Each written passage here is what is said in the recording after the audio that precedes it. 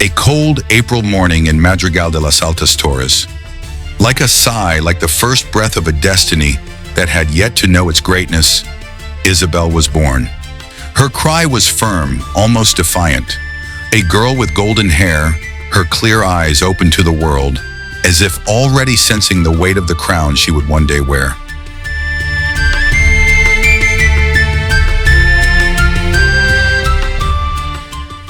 When she was barely 3 years old, her brother Alfonso came into the world, and shortly after, death took King Juan, her father, leaving behind an unstable crown and a broken family. It was not uncommon to see her barefoot, with her braids undone, running through the fields alongside her brother Alfonso. Alfonso was her accomplice and her mirror, her squire in imaginary battles and her ally against the mysteries of the world.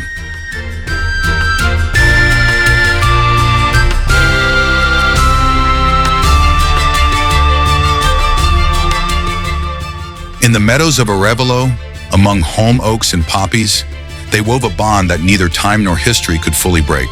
There were no luxuries or illustrious teachers, but an education forged in austerity, deep religiosity, and the silence of a Castile that observed her soul.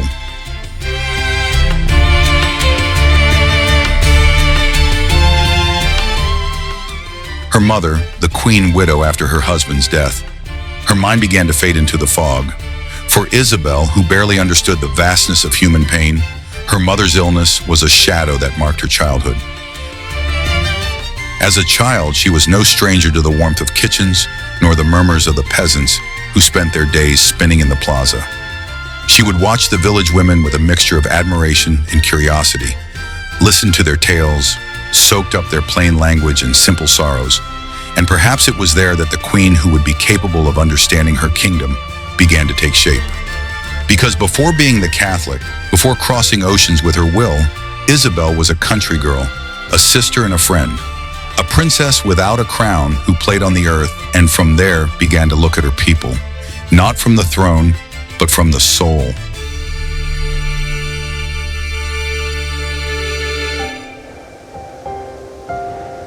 The north wind blew with an icy lament through the dry branches of the garden in Arevalo. That old secluded castle, long forgotten, seemed as isolated from the world as the woman who dwelled within. Queen Isabel of Portugal, widow immersed in the shadows of her mind, lost among invisible murmurs and ghosts of the past. One morning the king's men arrived. Their cloaks were dark, their boots struck the courtyard with force. They brought a message sealed with the coat of arms of Castile. Enrique IV, their half-brother, ordered that they be taken to court.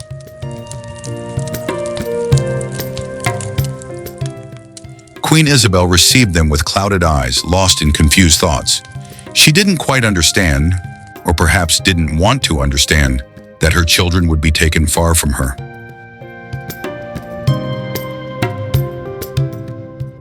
That night before leaving, Isabel and Alfonso approached their mother's bedside. Alfonso clung to her hand one last time. Isabel kissed her forehead with a tenderness that did not seem to come from a girl so young. At dawn, they mounted their horses. The sun had not yet broken through the mist when they left the castle of Arevalo. They rode toward the court, toward the uncertain world of power and politics. The Castilian court was no place for children, though many there played at being kings. The halls of the Alcazar were filled with voices that spoke more with double-edged words than with truth.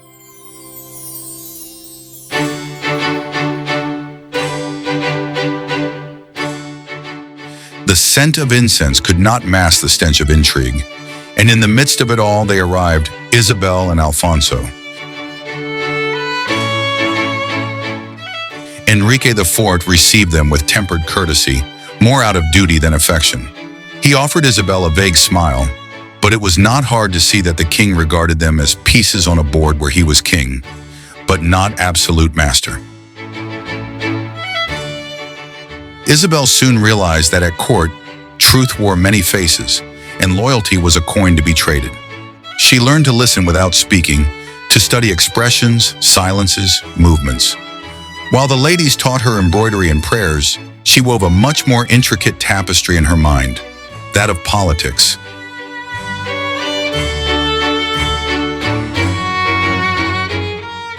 Alfonso was a sweet and somewhat absent-minded boy. He didn't understand why nobles bowed to him. He didn't grasp that, in those days of doubt about the legitimacy of Princess Juana, Enrique's daughter, he was becoming a key figure for those who longed for a different king. The years at court passed as Isabel grew in wisdom and caution. She listened to talk of alliances, betrayals, wars, and internal disputes. She knew Castile was torn, that her brother Enrique ruled amid shadows and suspicions, and that the murmurs of those who sought to overthrow him grew louder by the day.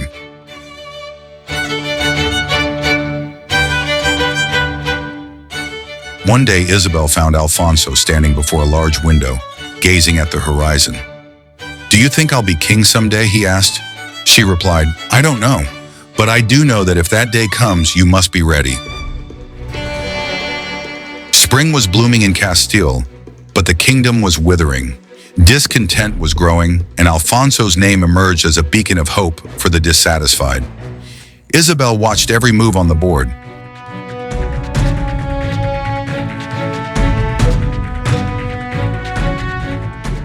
In Avila, on June 5, 1465, the nobles staged a historic scene. They stripped an effigy of King Enrique of his symbols of power and proclaimed Alfonso as Alfonso Luones, King of Castile. Isabel looked on with fear, knowing that Castile would find no peace with two kings.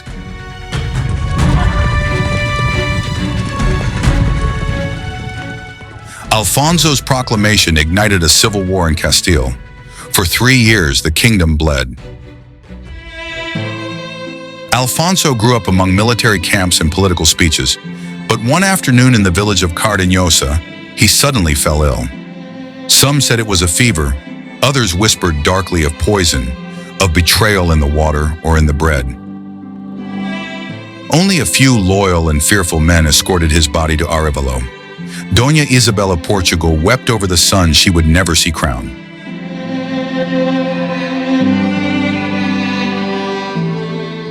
Isabel felt the ground tremble beneath her feet. Her brother, her shield, her innocence. All was gone, but she did not collapse. Calmly, she refused to be proclaimed queen immediately. She demanded a meeting with Enrique.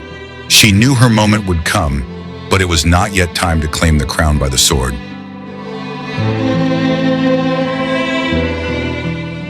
At the Bulls of Guisando, 1468, Enrique, weakened and weary of war, offered peace. Isabel, firm but respectful, accepted under conditions. And so, they sealed the Treaty of the Bulls of Guisando. Enrique would remain king. Isabel would be recognized as Princess of Asturias, legitimate heir to the throne. Juana la Beltraneja was set aside. The throne was not hers yet, but destiny had already chosen its queen.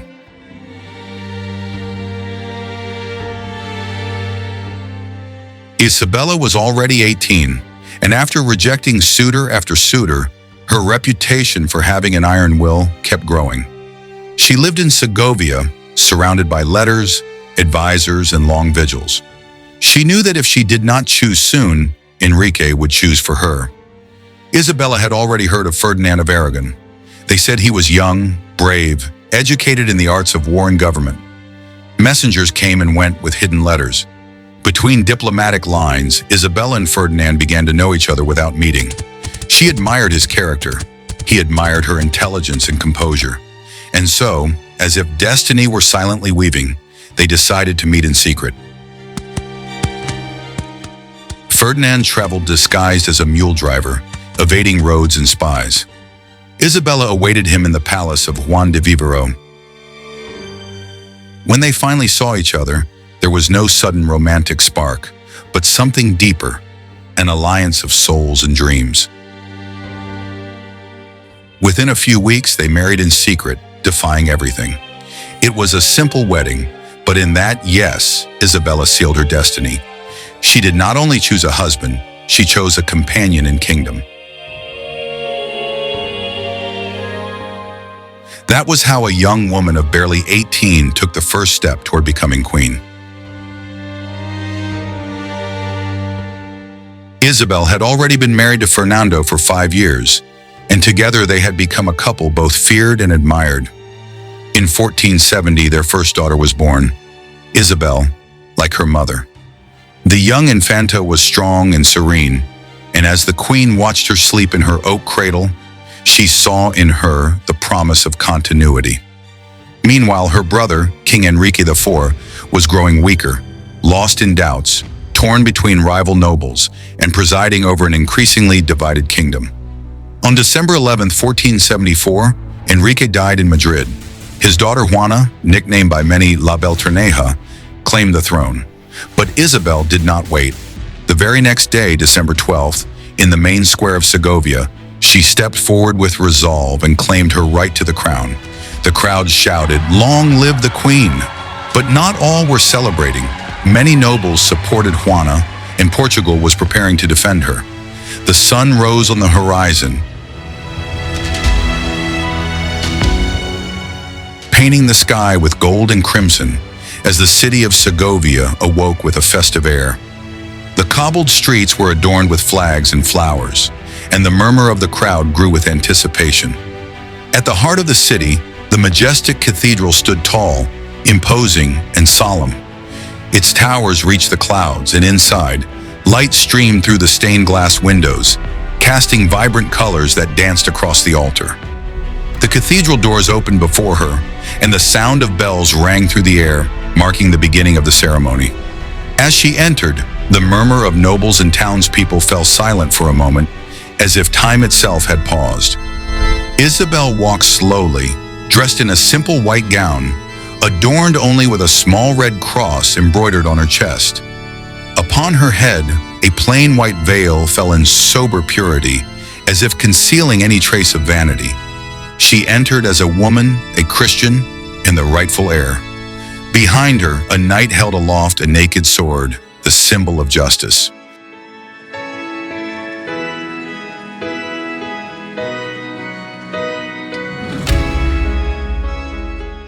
At the center of the temple, the cardinal waited. With a solemn voice, he began to pronounce words in Latin, invoking God and the saints to guide the new sovereign on her path. With trembling hands, the cardinal lifted the crown, symbol of power and responsibility.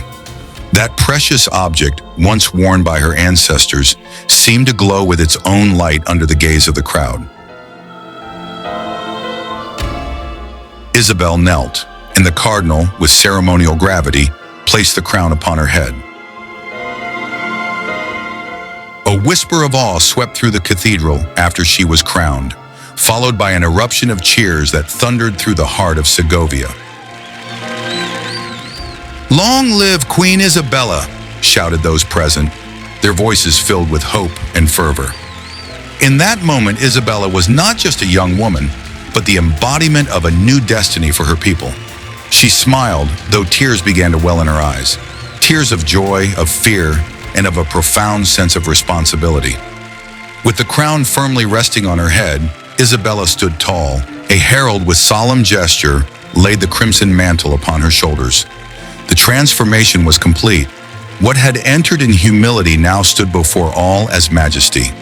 She felt the energy of the nation pulse around her, and she understood that from that moment forward, her life and that of her people would be intertwined. In her mind, she saw her brother Alfonso, who smiled at her with pride, and then turning to the crowd, she raised her hand in a gesture of gratitude. Thus began the era of Isabella, a woman who promised to lead with justice, passion, and courage. When she crossed the doors again, she was no longer the same. Where a simple woman had entered, now a queen emerged. The people who had seen her humble and pure upon entering now beheld her in majesty as she departed. And all understood that from that moment Castile had a sovereign, Isabel, queen by right and by justice.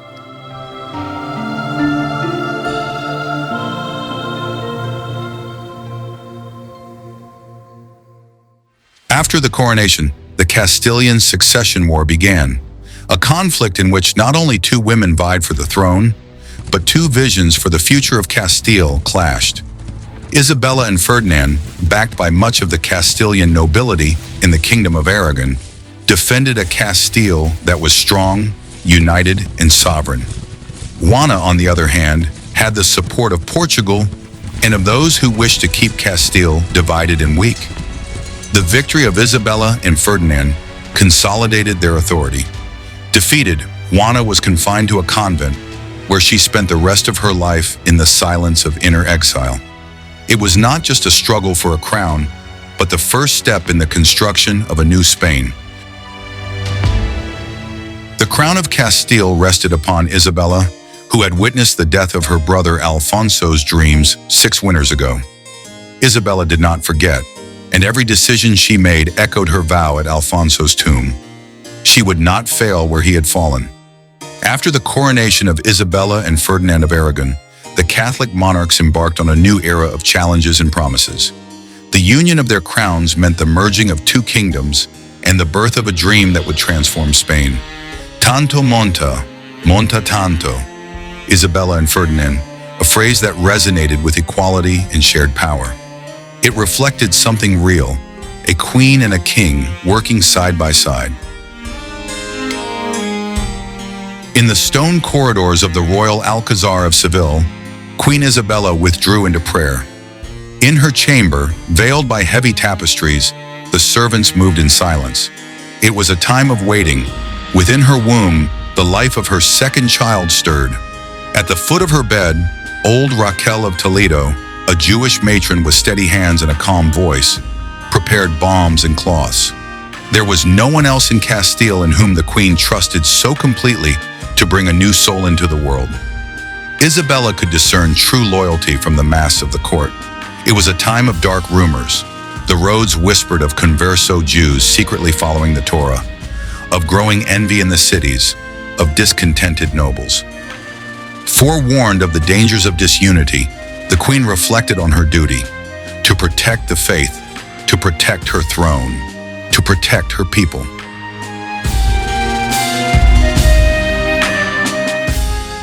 It was in those weeks, amid whispers of laboring women and silent prayers, that the seed of a terrible and radiant idea took root, to create a holy court of justice that would safeguard the purity of the faith.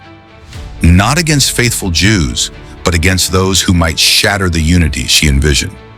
As life stirred in her womb and the future pulsed beyond the chamber walls, Isabella was also weaving the future of her kingdom, of one heart, of one faith, guarded not only by swords, but by the invisible thread of divine justice.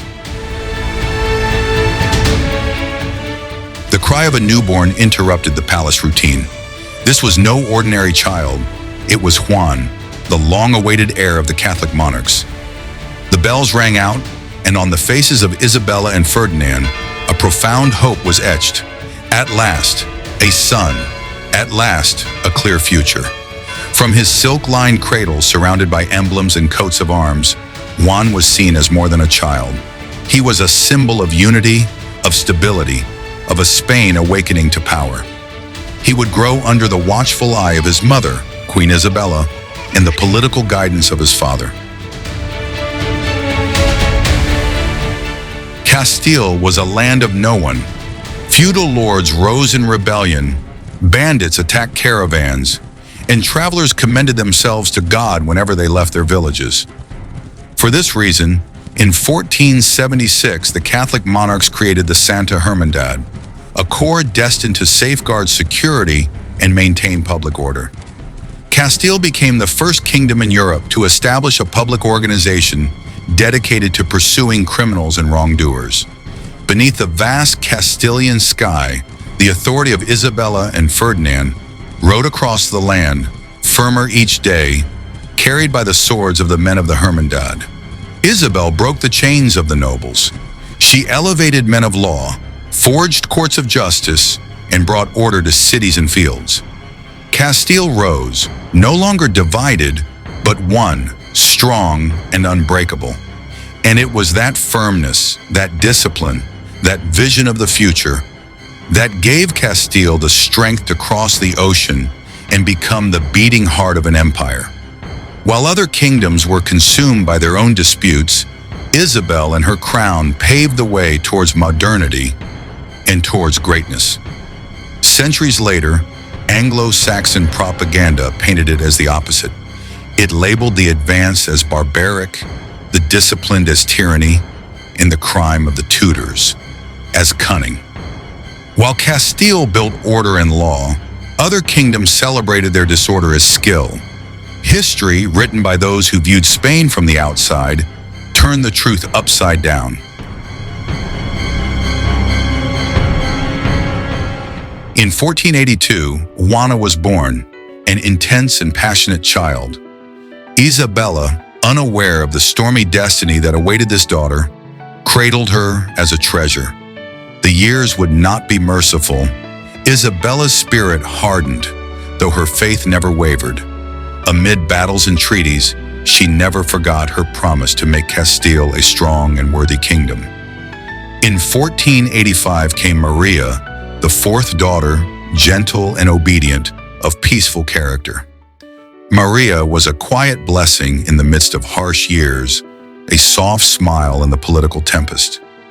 In 1488, Catalina was born, the youngest, almost at the foot of the war camps. Catalina was raised among prayers, military strategies, and distant promises of peace. Through wars, alliances, and conquests, Isabella never ceased to be a mother. Each birth was, for her, a spark of hope amid the harshness of duty.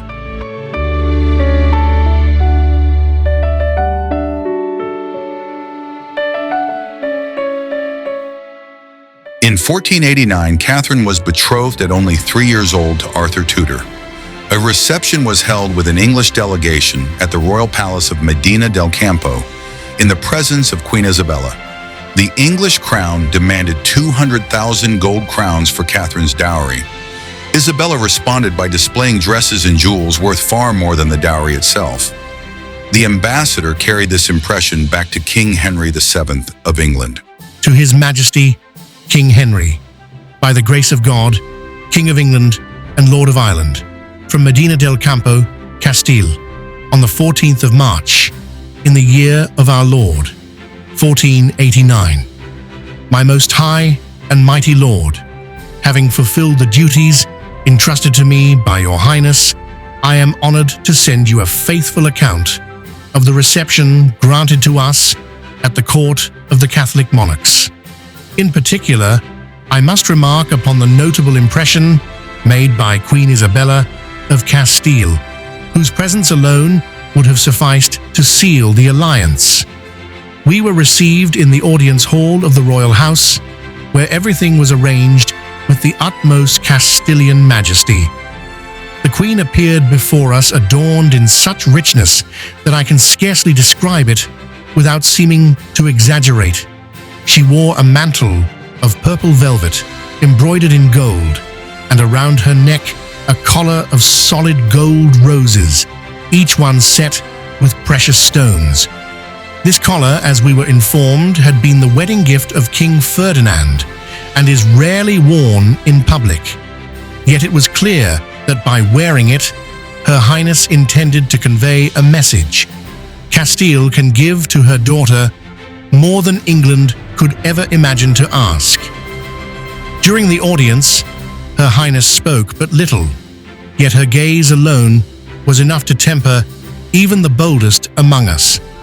When the matter of the dowry was raised, the Queen, without uttering a word, lowered her hand slightly and touched the collar, as if to say, "Here lies my worth, and the worth of my daughter.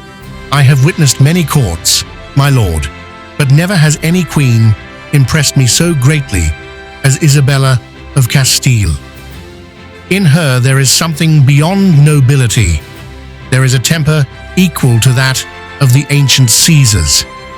I can assure your Highness that the Infanta Catherine will not only be a worthy wife to Prince Arthur, but the true heiress of her mother's spirit. It has been agreed to continue with the terms already established in the Treaty of Medina del Campo, and I have no doubt that the signing shall soon be concluded to our advantage. Awaiting new orders from your Majesty, I take my leave with the obedience and respect required of me, and remain ever your Majesty's most humble servant, Rodrigo González de Puebla Royal, Ambassador in Castile.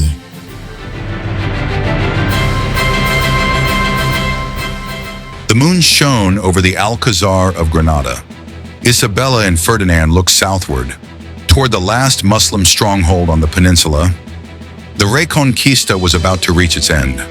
The war had been long, but strategic. Isabella did not merely send troops. She went in person to the camps, dressed in black, overseeing supplies and giving encouragement. In 1492, after months of resistance, the trumpets announced victory. Boabdil surrendered the keys of Granada, and a chapter of history came to an end. Isabella, clad in her royal mantle, entered Granada in triumph, while the people cheered her name.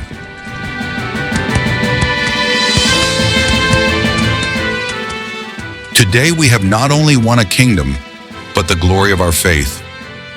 As she entered Granada, Isabella rode tall and majestic, wrapped in a mantle of crimson velvet.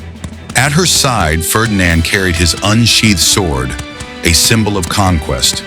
The royal banners were raised over the Torre de la Vela in the Alhambra, while trumpets and drums resounded, proclaiming that Granada was now Christian. The monarchs advanced to the royal chapel, where they celebrated a solemn Te Deum, giving thanks to God for the victory. The city fell into silence, breathing deeply before the dawn of a new era.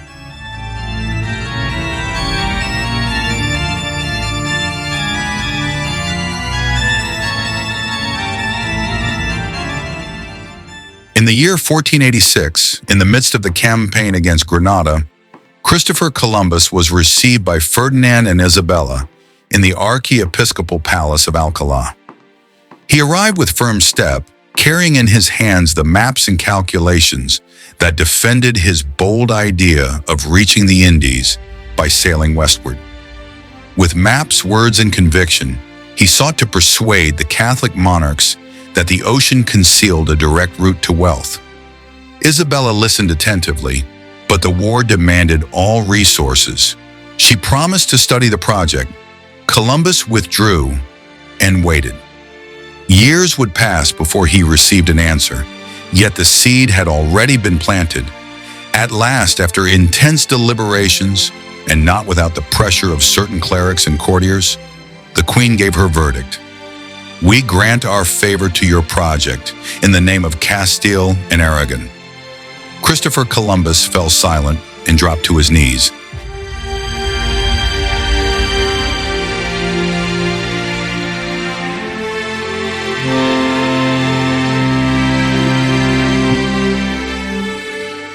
The crown ordered the town of Palos to provide Columbus with 2 caravels as penalty for the townsmen's past offenses against the monarchy.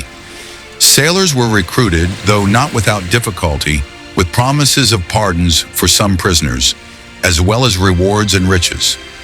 The ships, the Santa Maria, the flagship, heavy but sturdy, owned by Juan de la Cosa, along with the Pinta and the Niña. 2 lighter caravels, faster and more manageable. The Pinzon brothers, Martín Alonso and Vicente Yáñez, seasoned sailors of the region, were crucial in persuading other men to enlist. Columbus oversaw the preparations, checking the provisions. Barrels of water, hardtack, bacon, cheese, wine, gunpowder, weapons, and goods for trade.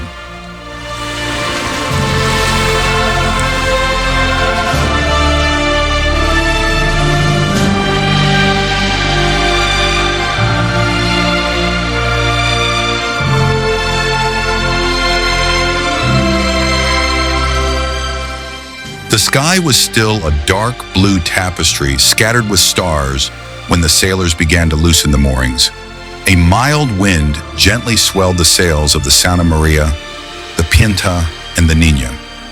Christopher Columbus, standing on the deck of the Santa Maria, gazed at the silhouette of Palos. He knew that for many of those men, the voyage was a sentence disguised as hope. They prayed, many wept in silence, commending themselves to God, for their hearts feared they would never set foot on land again. Columbus closed his eyes for a moment. He was not just another sailor, nor even yet a consecrated admiral. He was a man alone, against an immense ocean and against the judgment of history. "Hoist the sails westward," he commanded. The three ships, like three dark specks beneath the immensity of the sky, began to glide toward the west, toward what, for all of them, seemed an abyss of endless water.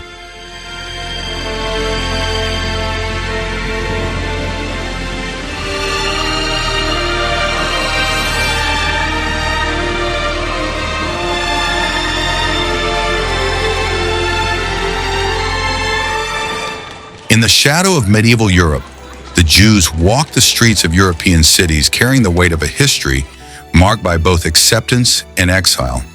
Their lives were a delicate thread, woven with hopes and fears as the atmosphere grew increasingly tense. In 1146, the expulsion of the Jews from Al-Andalus was ordered by the Almohad Caliph Abd al-Mumin. Many Jews were forced to leave their homes and possessions, and those who refused to leave Muslim Spain or to convert to Islam were executed or enslaved. Most Sephardic Jews sought refuge in Christian lands, especially in the kingdoms of Leon and Castile, where they were granted permission to remain. In France, during the 12th century, in Rouen, an enraged mob attacked Jewish homes under accusations of devastating conspiracies. Flames devoured synagogues and houses, while cries of despair mixed with the exalted clamor of the attackers. This was only the beginning of a series of massacres that swept across France, from Alsace to Provence. The orders of expulsion and royal edicts echoed like a desolate refrain, forcing many to abandon the lands they had inhabited for generations.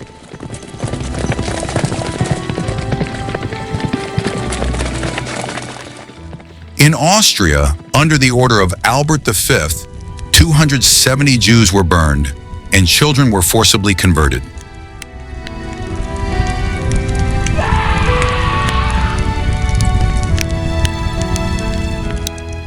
In England, in 1290, Edward I signed the Edict of Expulsion, marking the end of an era in which they had contributed to the social and economic fabric of the country. The cold winter welcomed them as they set out into exile, leaving behind not only their homes, but also the culture and friendships that had flourished over the years. It was the first great expulsion of the Middle Ages, in effect for nearly 400 years.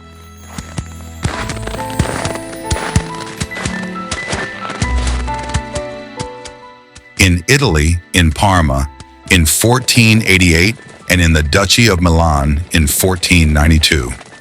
Castile became a temporary refuge for some. In the years leading up to 1492, it was often said that in those lands, Jews could enjoy a certain tolerance and respect compared to other parts of Europe. However, that illusion of security would quickly vanish with the edict of the Catholic monarchs.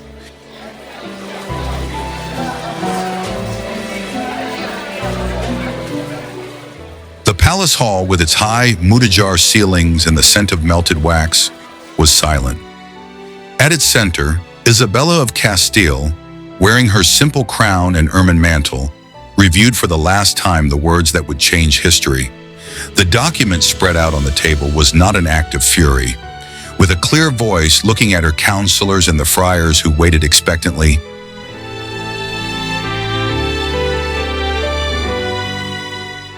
the queen pronounced, "All the Jews of my kingdoms are mine and under my protection and care, and it is my duty to defend, protect, and uphold them in justice." She paused for a moment, letting her words weigh in the air. Yet it is the will of God and the reason of state that to preserve peace and faith in our kingdoms, we withdraw the permission that has until now been granted to them. Ferdinand at her side nodded in silence. They had deliberated at length. It was not a punishment for who they were. It was not hatred. It was, as they believed, a measure to ensure the unity of peoples newly united under one faith and one crown. Isabella, who had protected the Jews as a mother protects her children, knew the weight of her decision. She did not expel them as one would an enemy. She merely withdrew the protection they had enjoyed for centuries, as one revokes a safe conduct for the higher good of the kingdom. The edict made it clear the Jews would have 4 months to decide. They could sell their property. They could leave freely if they did not wish to embrace the Christian faith. It was not a hunt. It was not revenge. It was, in the logic of her time, a bitter sacrifice for a greater ideal. Isabella held the pen, trembling for a moment. She knew her conscience would be marked by that signature, but she also knew, in her heart as queen and believer, that she acted not out of ambition, but according to what she understood as divine justice.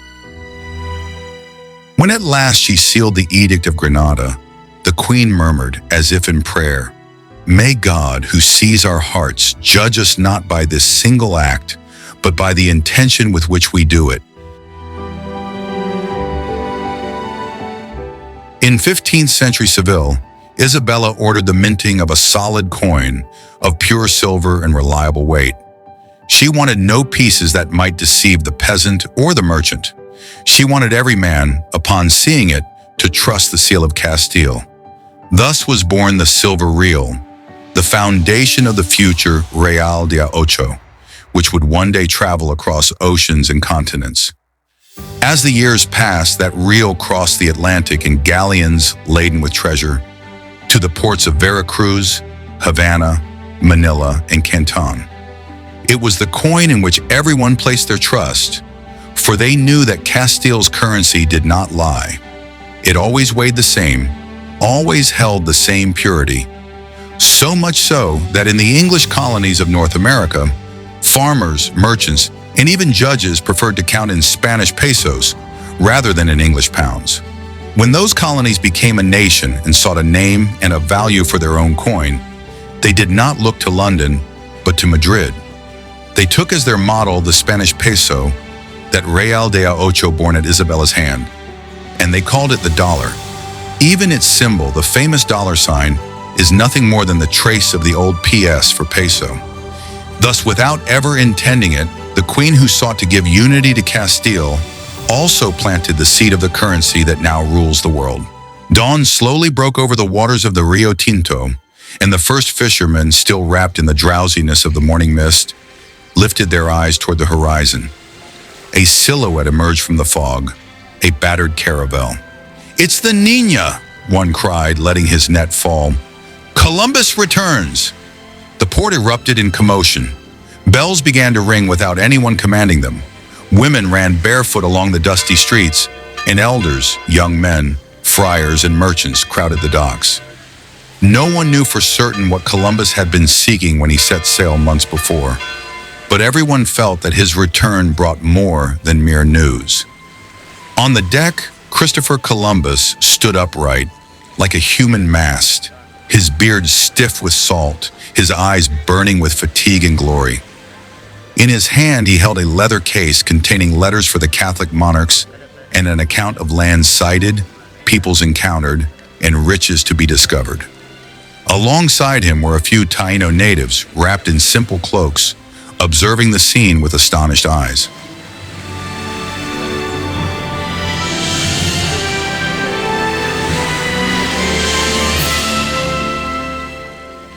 When the gangway creaked beneath his feet, Columbus stepped ashore with firm stride.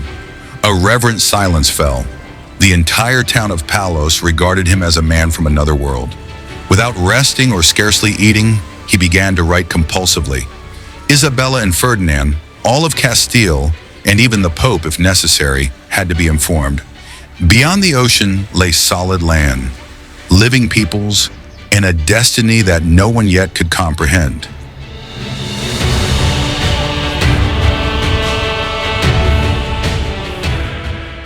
Columbus entered Barcelona with a modest but dazzling commission. In the royal palace hall, beneath the tapestries, the monarchs awaited him. Isabella, serene and dressed in sober tones, regarded him with a mixture of judgment and hope. Ferdinand, more practical, measured the man who had come to alter the politics of the world.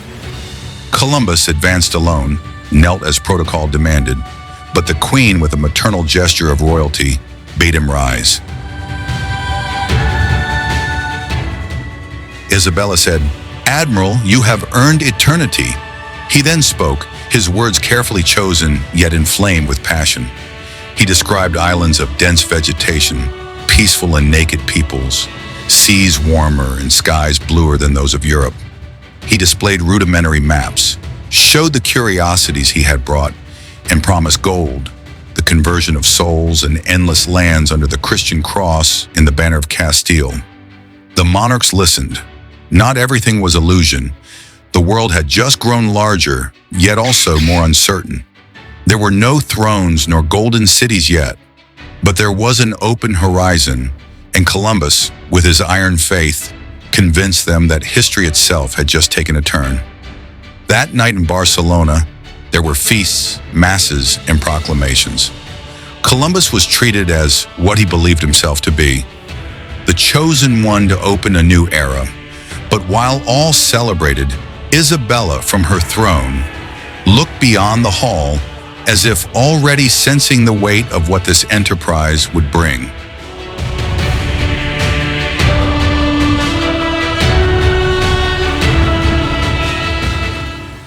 The second voyage departed from Cadiz in September 1493 with 17 ships and over 1,200 men, settlers, soldiers, friars, and artisans. A miniature Castile ready to take root in the Indies.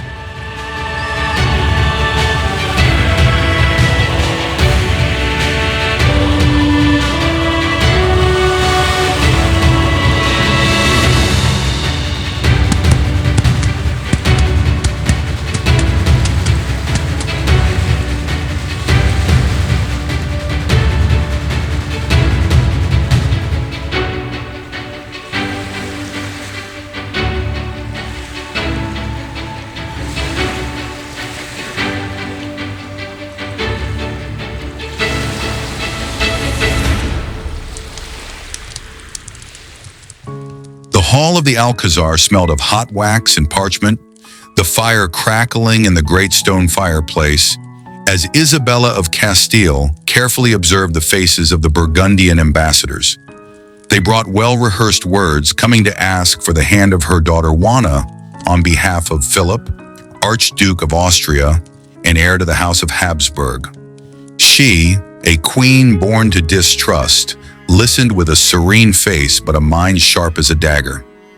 "My lady, His Highness Archduke Philip, has heard of the virtues of Infanta Juana, her sweetness, her wisdom, her lineage.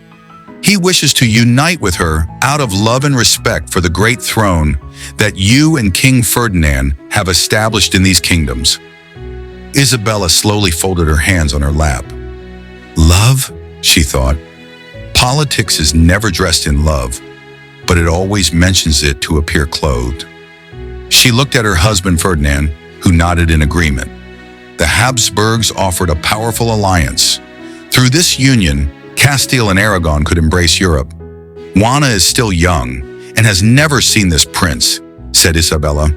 "Your daughter will see in him what all see: beauty, elegance, youth, and a heart that wishes to serve God and the Queen," added the ambassador with a practiced smile.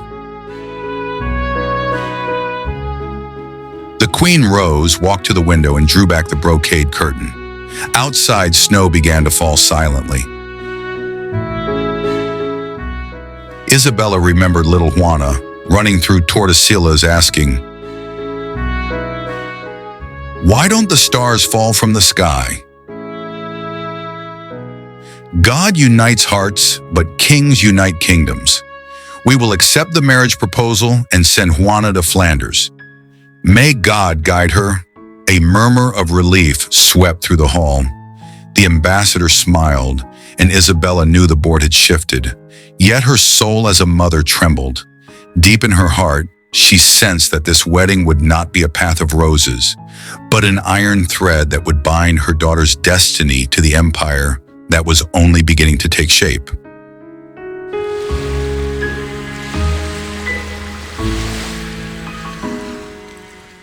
The candles of the port flickered in the mist as Juana's ship docked in Flemish waters. The air was colder than in Castile, carrying the scent of dampness and fermented grain. The Infanta descended slowly from the ship, wrapped in a dark cloak. She had traveled for weeks across the sea, swaying between excitement and fear. She did not know her betrothed. He awaited her at the foot of the quay, surrounded by nobles and clergy, dressed in Burgundian velvet and a white fur cape. When he saw her, his eyes locked on hers as if the rest of the world had vanished. Juana felt her heart stumble within her chest. He approached with a confidence that disarmed her.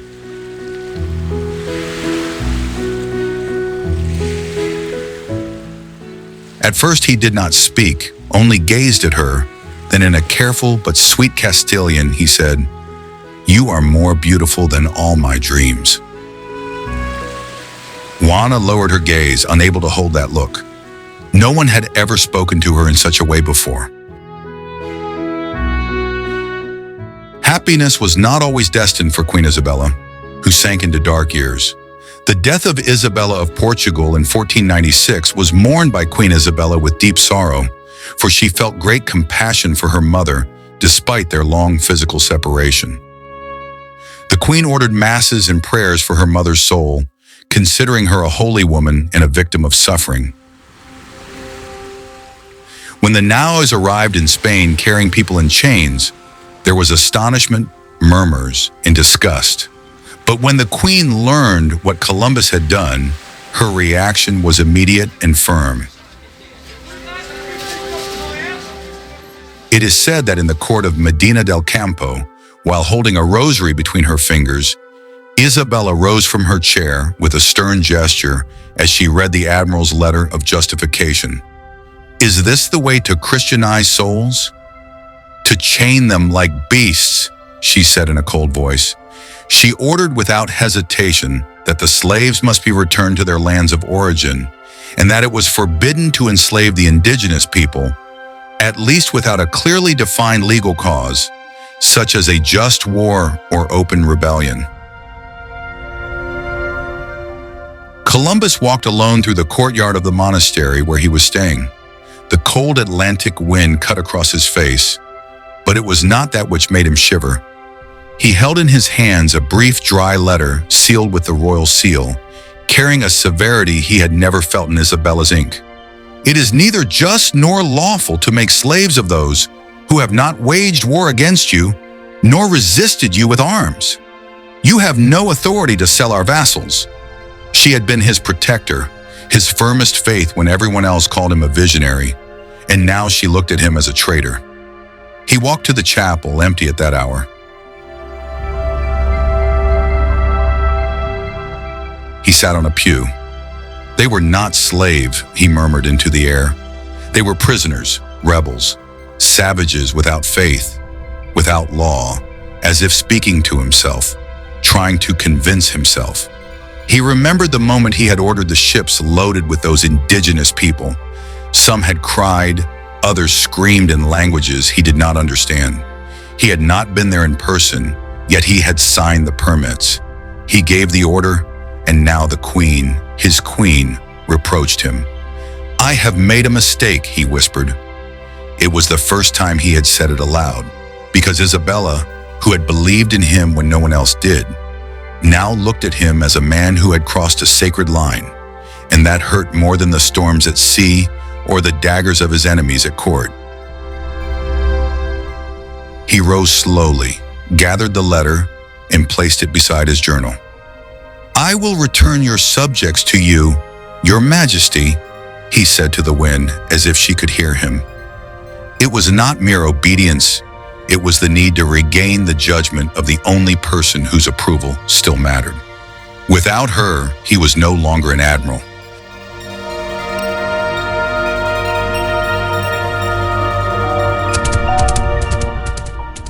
Queen Isabella of Castile learned of the death of her son Juan, the heir to Castile and Aragon, through messengers from Salamanca, where he had died on October 4th, 1497.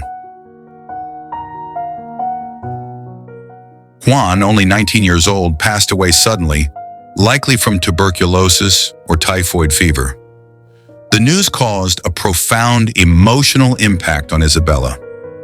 It is said that the queen, deeply bonded to her son, fell into great sorrow and spent several days unable to speak or attend to matters of state. Some chroniclers feared for her mental and physical health after the loss. Juan was her only son, and his death threw the succession stability of the Catholic monarchs into crisis.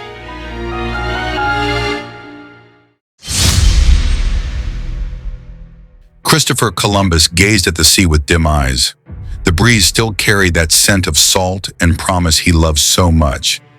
But he was no longer the same man from the first voyage. There was a kind of silent sadness. He set sail again, this time with 6 ships bound for a new world. Behind him were the Queen's reproaches, King Ferdinand's doubts, the gossip of the court, and enemies that grew like ivy in the corridors of power. Yet the sea still called to him. There are still lands to discover, he told himself. I can still offer them something no one else has seen. He sailed southwest, skirting the Canary Islands, facing the sweltering heat of the equatorial Atlantic. When Columbus arrived in Hispaniola, he found hell. His brothers ruled with an iron hand. The indigenous people were enslaved, gold was scarce, revolts and murders spread, corruption rampant. La Isabela had fallen, and Santo Domingo was barely a shadow of order. Columbus tried to mediate, to punish, to impose justice, but no one obeyed.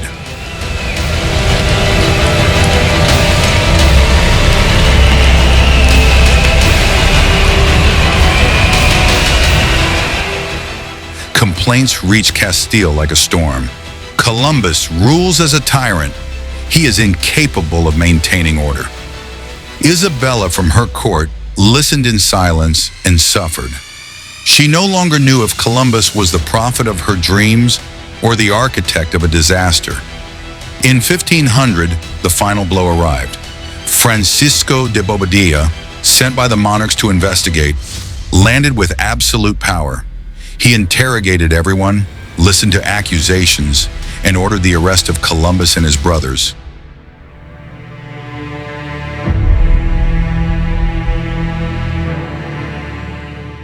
The great admiral of the ocean was chained. "What are you doing?" he asked the captain as the shackles closed around his wrists. "I obey the orders of the crown." The navigator said no more. He did not resist, only requested that the chains remain on him throughout the voyage back to Castile. "I want their highnesses to see what has been done to me." The journey was silent. The sailors watched him with respect and fear. No one touched the shackles. No one dared to mention that the admiral wept at night. When he arrived in Castile, Queen Isabella ordered him brought immediately. Seeing him in chains, the queen covered her face with her hands.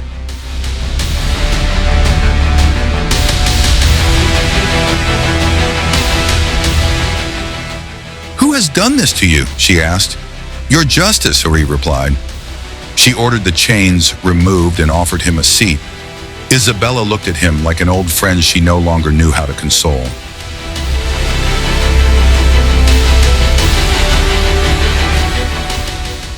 "Your glory is not dead, Don Christopher, but your time of command has passed." His titles were returned to him nominally, but he would never govern the Indies again.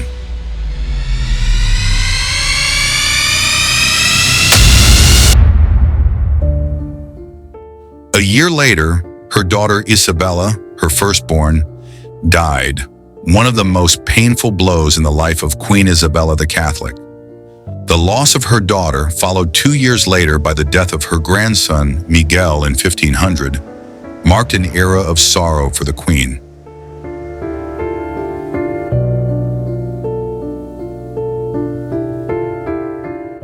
stone corridors of the Alcazar of Segovia were cold that winter, but it was not the Castilian wind that chilled the queen's spirit. The unease growing within her felt like a shadow.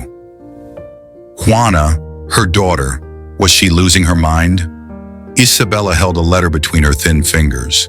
The ink was still fresh, brought by a messenger from Flanders. The reports were troubling. Juana cried inconsolably, refused to eat, slept during the day, and wandered the palace corridors at night, moaning with jealousy.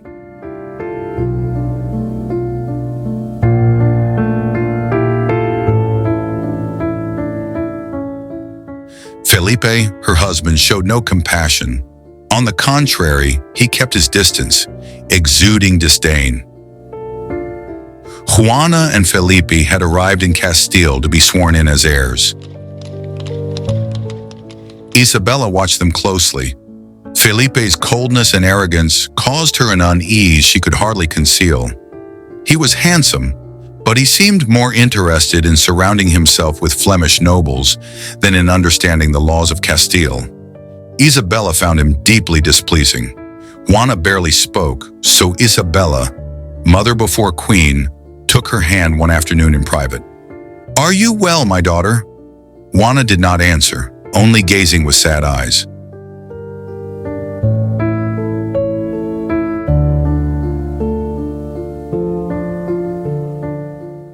The following months were filled with disputes and silence. Felipe demanded power as the future king. Isabella, with the firmness that had led her to conquer Granada, refused.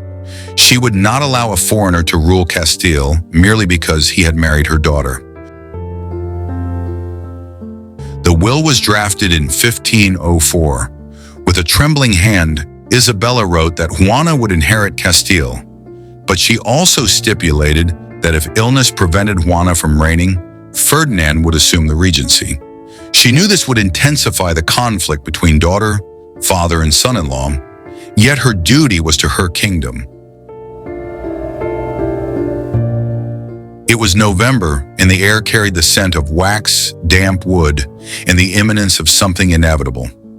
Isabella, Queen of Castile, no longer rose from her bed without assistance.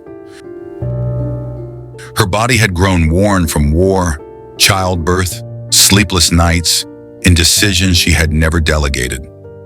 Her visage still bore the dignity of a sovereign, but her eyes had lost their fire, living instead among memories, dead children, and the misfortunes of the living. In the dimly lit room, the queen dictated letters to her secretaries. She requested reports from the Indies. She gave instructions for her burial.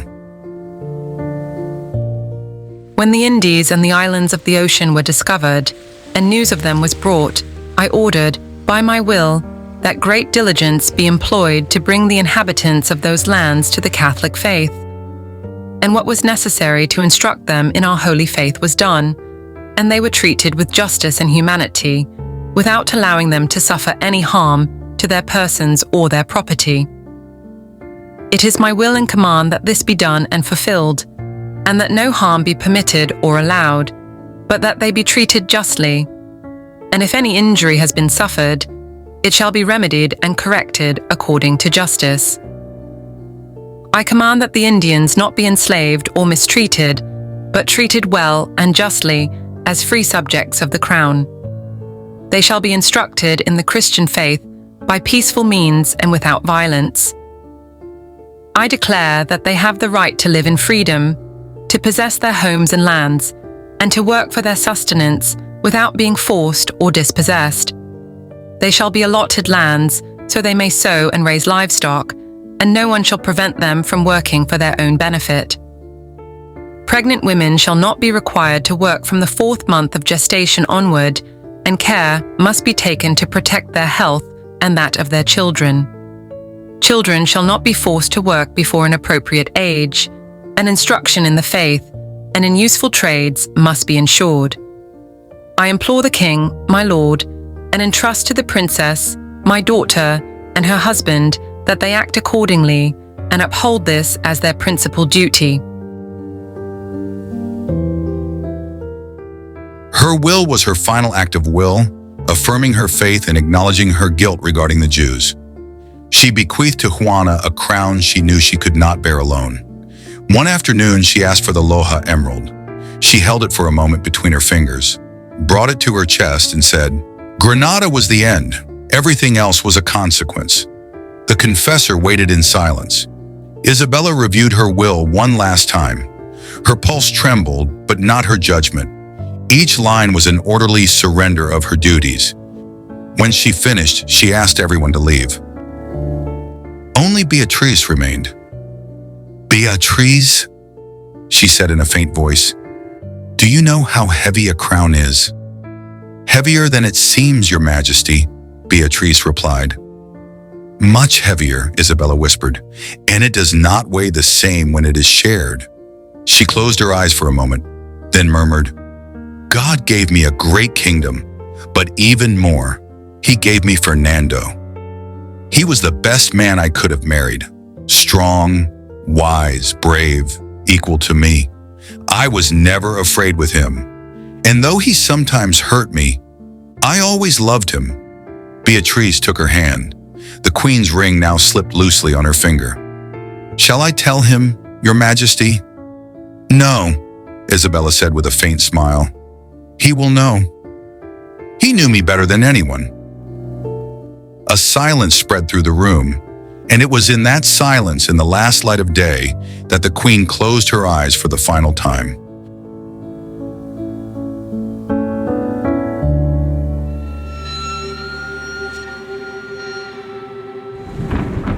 When Isabella died, the sky darkened over Castile, as if God himself had turned his face away.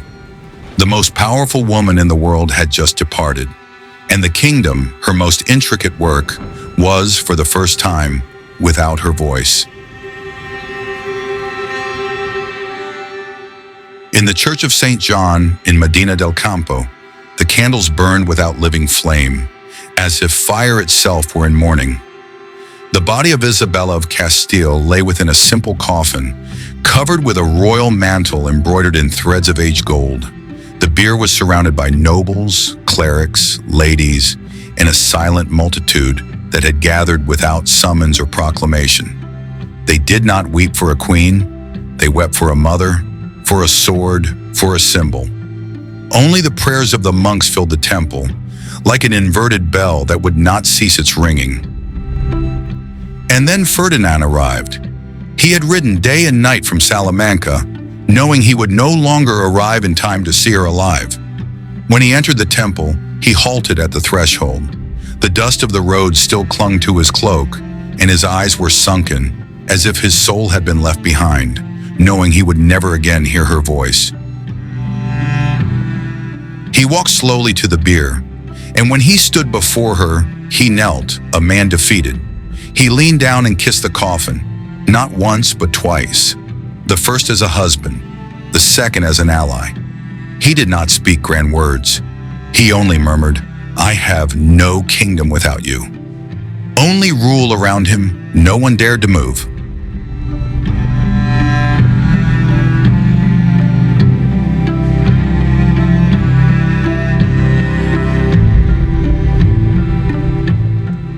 Some nobles turned their eyes away.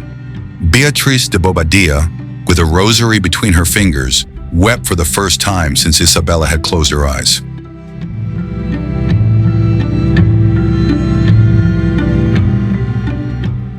Ferdinand remained kneeling for a long time. He did not weep before others, but his face bore the rigidity of one who battles against tears and loses without sound. At last, he rose with difficulty. He was no longer the young man who had fought at Toro, nor the diplomat who had crossed half a continent in treaties. He was a widower with a crown, and that weighed more than the scepter. "I will fulfill your will. Even if the world does not follow me, even if Juana does not reign." As he left the temple, the people gave way in silence. No one cried, "Long live the king!" for all knew that day more than a queen had died. Castile, as she had conceived it, had died with her. And Ferdinand, though he would reign for a few more years, would never again be the same. Without Isabella, there was no crusade, no unity, no center, only the echo of what they had been together. Columbus was ill, defeated, almost forgotten, in a modest house when the news arrived. Isabella, the queen, was dead. The admiral of the Indies let the letter fall into his lap. His body, consumed by gout and years of voyages, could scarcely stand. But within, something broke. Isabella had not only been his patron, she had been his shield. With her death, Columbus knew he was alone.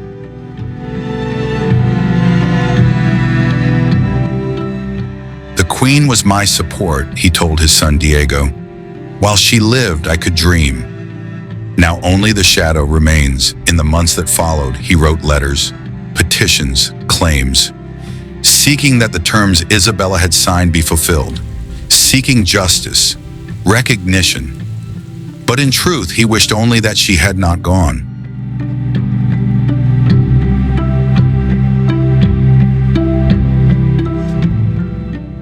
Columbus would die a year and a half later in 1506, old, sick, and still convinced he had reached the Indies, never knowing he had discovered a continent.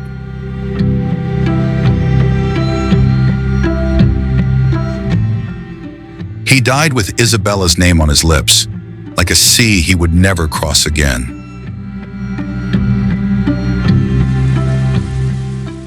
Day after day, the rain beat upon the rooftops of Medina del Campo, ran across the fields, turned the roads into muddy rivers.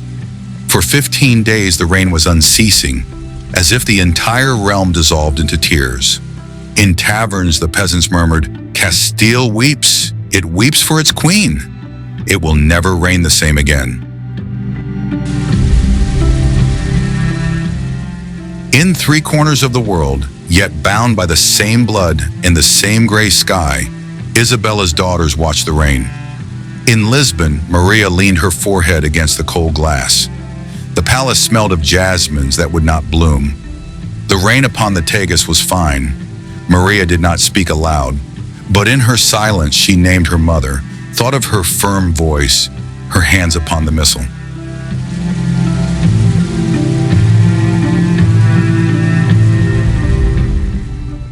Across the sea in London, Catherine too watched the rain. In her new land, the sky was different, but the sorrow the same. She did not yet wear a crown, but she bore the weight of a broken inheritance. Before the window, in the half-light of Richmond Palace, Catherine whispered prayers in Castilian. She thought of her mother and how she would have wished her to see her reign, to see her marriage to Henry fulfilled. But now faith was her only compass.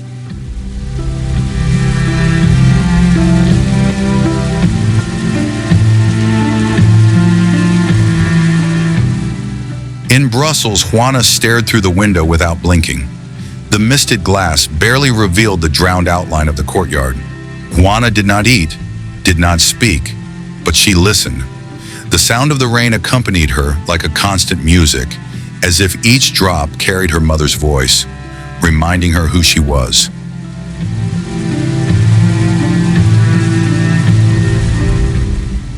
And without knowing it, the three sisters lifted their eyes to the same sky. The rain fell upon Castile, upon Portugal, upon England. The young Charles felt it too. The sky has wept without rest since Queen Isabella died. Charles did not reply, but he kept that phrase deep within his heart. He did not yet know that the world itself was waiting to fall upon his shoulders. He only knew that Castile was weeping, and that those tears were also his own.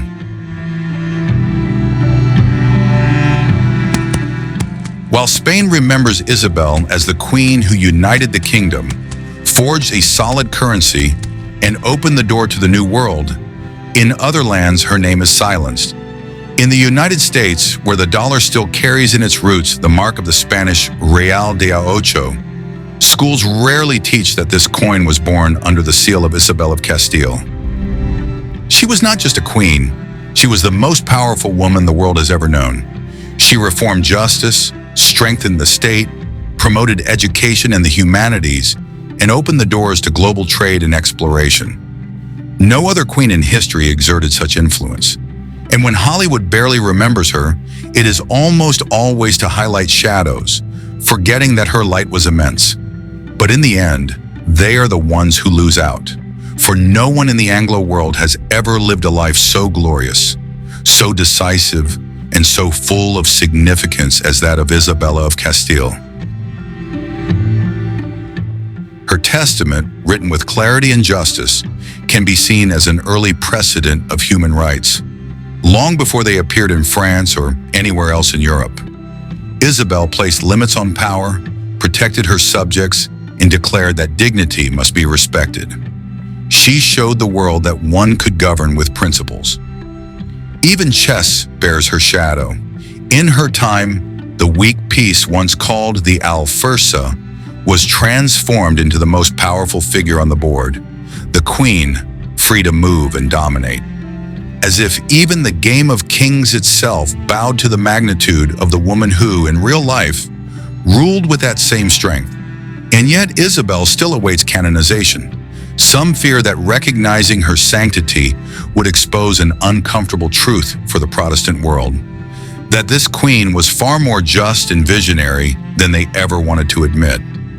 For if the Anglo-Saxon world remembers her at all, it is only to point to the expulsion of the Jews or the Inquisition. They remain silent about the fact that in England and other Protestant lands, those measures had been enforced nearly 2 centuries earlier, and with far less justice. For in Castile, the Inquisition had written procedures, witnesses, defenders, and limits, more regulated and fairer than the arbitrary barbarism of Protestant Europe. Today, with the mass arrival of Muslims in Europe, Isabel's vision is understood more clearly. For centuries, the Anglo-Saxons painted Spain and Isabel as fanatics, but now they begin to grasp the danger she foresaw. That is why Isabel's figure lies hidden under a veil of deliberate silence, because to recognize her would be to admit that the history of the modern world did not begin in London or in Boston, but in Castile, and that truth for many is simply too great to accept.